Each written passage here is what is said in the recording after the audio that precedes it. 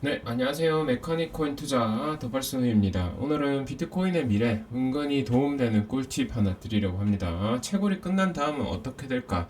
여기에 대해서 한번 생각해 보신 분들 있는지 모르겠습니다. 제가 한번 채굴이 끝난 다음에 대해서 어떻게 될지 설명을 드리겠습니다. 자, 비트코인 이렇게 해서 뭐 비트코인 얘기를 너무 안 했죠. 거의 알트코인 얘기하고 맨날 이더리움 얘기하고 그러는데 비트코인 이랬을 때 채굴이 뭔지는 다 아시죠? 이제 이렇게 블록 이렇게 연결되는 게 비트코인이잖아요. 그럴 때 이 새롭게 만들어지는 바로 이 블록, 여기 들어갈 블록을 채굴자들이 이제 컴퓨팅 파워로 GPU 가지고 이렇게 계산을 합니다. 계산을 해가지고 정답을 찾는 거죠. 그 어떤 그 숫자가 나오게 해가지고 논스 값이라고 하는데, 그 값이 나오게 하는 거를 이렇게 일일이 하나하나 대입하는 식으로 계산을 해야 돼서 이게 컴퓨터 그 그래픽 카드가 필요한 거고요.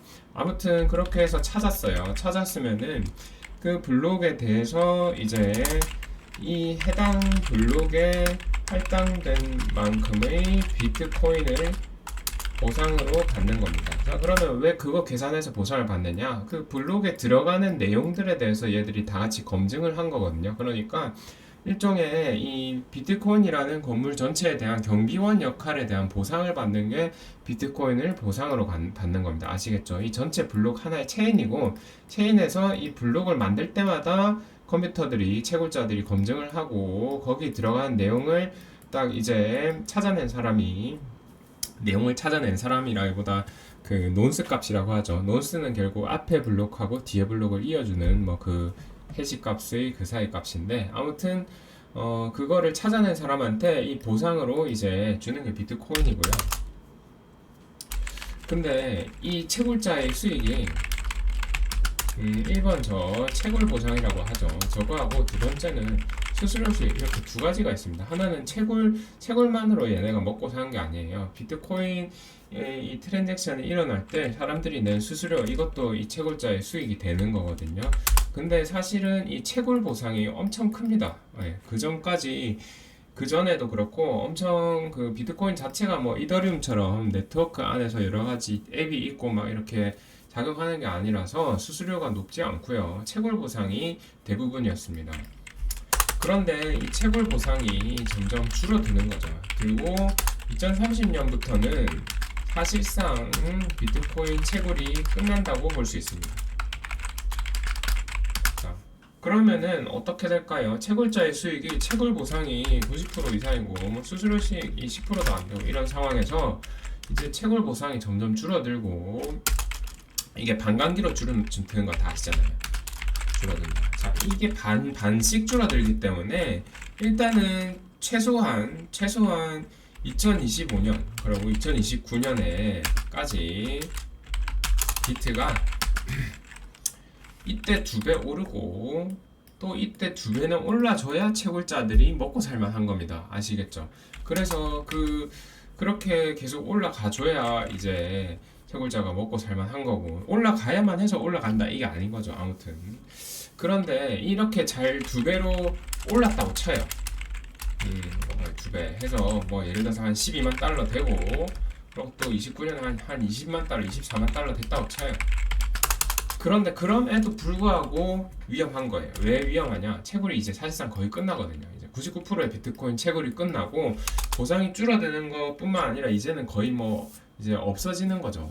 채굴이 거의 끝나버리니까. 그러면은 비트코인 채굴자가 있어야 네트워크의 보안이 유지가 되는데, 얘네가 돈이 안 되면은 어떻게 될까? 다 떠나겠죠. 네, 그렇습니다. 그러면 어떻게 되죠? 비트코인 붕괴가 되는 거죠. 아시겠죠? 그래서 가격 상승이 상당히 일단 중요하기도 하고, 가격 상승이 중요한데 2030년까지 그래서 반드시 돼야 하는 일이 하나가 있습니다. 2030년까지 뭐가 돼야 하는가? 수수료 수익이 증가해야 한다는 것입니다. 그렇겠죠. 채굴수 보상이 90%, 수수료 수익이 뭐 0에서 10% 이상인데 이걸로 계속 먹고 살았는데 이게 반감기로 계속 반씩 줄어들고, 그리고 30년 된 이후로는 이제 거의 없어지니까 이게 늘어나야 되는데, 자, 저게 순간적으로 잠깐 엄청나게 폭등한 시기가 있었죠. 언제죠? 2023년 초 비트코인 오디널스, 이거 NFT 유행할 때. 원래 비트코인에는 NFT나 뭐 이런 거 게임파이 안 되잖아요. 근데 비트코인 오디널스는 이 다른 공간에 이제 그쪽 블록 공간이라보다 그런 막 디파이 같은 그 스마트 컨트랙트로 이렇게 하는 게 아니라 블록 공간에 어디 작은 이제 다른 공간이 있어요. 거기다가 그냥 이렇게 엄청 용량 작은 이미지 파일 이런 거를 올린 게 오디널스거든요. 그래서 이게 디파이나 게임파이나 다른 체인에서 쓰는 NFT랑 조금 달라. 아무튼 그게 이제 유행을 하면서 사람들이 와 비트코인에 내 그걸 새기자 아주 그런 식으로 해가지고 이게 엄청나게 활발하게 있었고 이거로 수수료가 급등한 사건이 있었습니다. 물론 지금은 이거 다 죽었죠. 잠잠해졌어요. 그래서 이때 이제 막 찬반이 있었어요. 어떤 사람들은 이제 아니 비트코인은 순수하게 있어야 된다. 뭘 그렇게 블록에 뭘 그렇게 집어넣느냐. 네트워크 북적거려서 수수료도 비싸고 지금 이게 뭐 하는 짓이냐 이런 약간 그 이런 애들 뭐라고 하죠? 그 조선말 오디널스에 대한 입장. 이거 그 흥선대원군 이런 거 있잖아요. 흥선대원군이라고 하면 아시죠? 이거 흥선대원군 그 안 된다. 순수하게 가야 된다. 이런 입장이 있었고요. 두 번째는 괜찮다. 이게 뭐 버그 쓰는 것도 아니고 불법도 아니고 놔두자 이런 건데 이거 입장이 지금 뭐 중요한 게 아니야. 왜냐 비트코인이 뭐 회사가 아니거든요.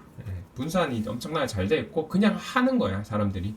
이런 입장이고 당연히 전 두 번째죠. 당연히 두 번째고 뭐 이러다가 그냥 말았죠. 사실은 이제는 막 그렇게 엄청 핫하진 않은데 근데 이 사건으로 사람들이 이제 생각이 든 겁니다. 와 2030년까지 이제 카운트다운 하는데 그때까지 뭘로 먹고 살지? 그 뒤로는 비트코인 채굴자들 뭘로 먹고 살지? 비트코인 채굴자들 떠나면은 비트코인 망하는데 비트코인 망하면 코인 다 망하는 거 아니야? 이 생각 들 수 있잖아요. 네. 그래서 활용성을 높여야 한다. 이게 화두로 지금 좀 떠오른 겁니다. 활용성을 오디널스가 됐든 뭐가 됐든 활용성을 높여야 된다는 식으로 이제 가야 되는 거고 이제 4년 주기 이제 모든 사람이 다 믿고 있죠. 뭐 떨어져도 다 미동도 안 합니다. 사실 뭐 당연히 또 오르겠지 하고 다들 그냥 무조건 이제 매수하고 있는데 저도 매수하고 있죠. 그런데 그럼에도 불구하고 이게 막 영원할 거라 생각하면 안 돼요. 아시겠죠? 일단 영원할 거라 생각하면 안 되고 첫 번째 영원할 수 없다. 언제 그거 될지 모른다. 뭐 30년까지는 괜찮다고 쳐요. 가격 상승도 잘 되고 다른 것도 잘 있어도. 두 번째 다른 루트가 좀 뚫려야 한다. 이게 제 생각입니다. 다른 뭐 채굴자가 채굴 수익 외에 수수료 수익으로 채산성을 올릴 수 있는 그런 루트가 있어야 한다고 이런 움직임이 조금 있습니다. 그래서 코인 투자할 때도 저런 쪽에 투자를 하면은 아마 굉장한 수익을 거둘 수 있지 않을까 저는 보고 있고요. 당연히 영원한 건 없으니까 비트코인이 아무리 금이라고 하지만은 이게 또 모릅니다. 어떻게 될지. 그래서 저는 이번에 만약에 불장이 온다면은 이번에 불장이 온다면 아주 좋은 기회고요. 아주 좋은 기회고 그 다음 불장은 이제 알 수 없다 이겁니다. 아시겠죠? 이제 모른다. 왜냐 2025년은 일단 안전하거든요. 그 30년쯤에 채굴이 거의 다 끝나니까 25년이면 아직 4년 남았잖아요. 근데 2029년은 어때?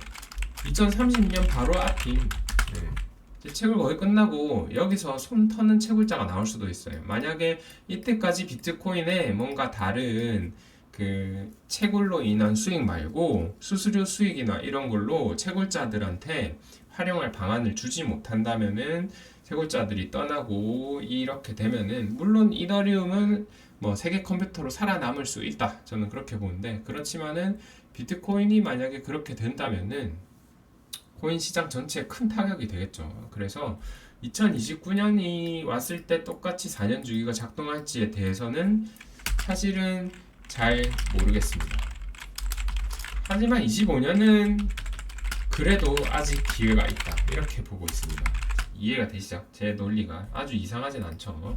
왜냐? 30년은 채굴자들 땅땅땅땅땅 시간 타임 이제 카운트 다운 하고 있으니까 채굴자들도 먼저 팔고 도망갈 수도 있겠죠. 무서운 얘기지만은. 그러니까 물론 블록체인이란 거 자체가 사라지지는 않을 거고, 이 결국 스마트 컨트랙트를 활용해서 이렇게 저렇게 쓸 수 있는 것 자체도 블록체인의 큰 기능이기 때문에 비트가 망한다고 이제 시장이 끝나지 않을 수도 있어요. 그런데 그때 큰 타격이 올 수 있다. 그래서 똑같이 4년 주기 4년 주기로 계속해서 벌 수 있을 거라고 믿으면 안 되고, 2025년을 만약에 놓치게 되면은 앞으로 이렇게 벌 수 있는 기회가 아마 잘 안 오지 않을까, 그런 생각을 하고 있습니다. 그래서 미친 듯이 공부를 한 거고, 최근에 이렇게 알고 계시고, 투자는 그래서 비트에 그 채굴 수익이 아니라 수수료 수익을 올릴 수 있는 그런 여러 가지 루트들을 찾아서 투자를 하신다면 큰 돈을 버실 겁니다. 네. 비트코인의 미래에 은근히 도움되는 이야기. 채굴이 끝난 다음은 모르죠. 어떻게 될지. 네. 오늘 메카닉 코인 투자 여기까지 하겠습니다. 감사합니다.